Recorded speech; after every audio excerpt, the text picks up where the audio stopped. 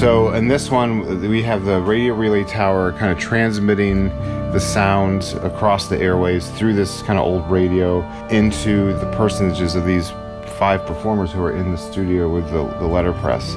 They're all kind of transmitters of a certain kind of roots music and mountain music. So you have Maybelle Carter, who on some level, she's the oldest, she's probably the entry point for many of these performers. Johnny Cash, who is married to her daughter. Buffy St. Marie, who's an indigenous folk singer. Odetta, and Woody Guthrie. And so there are certain points where they've all had some connection to each other, but I think the main thing is how the music gets then passed along and then how it comes to us. And so the inclusion of the letterpress with the music is this idea of the printing and the transmission of ideas in a pretty democratic way. So, the radio is democratic, the press is democratic, and it's a very powerful tool for not only maintaining things that are very old that get renewed, but also it's the revolution. You couldn't have done it without songs, and you couldn't have done it without the press. Woody Guthrie is a great example.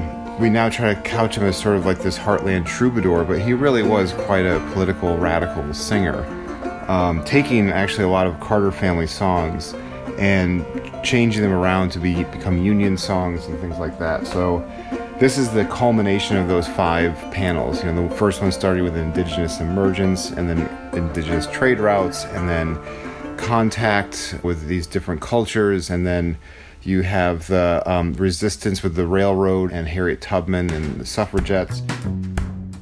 In Revolution Hall, you're going to have all kinds of musicians, all kinds of speakers coming who, in fact, have emerged out of this matrix on some level. They'll owe something to these people on some level.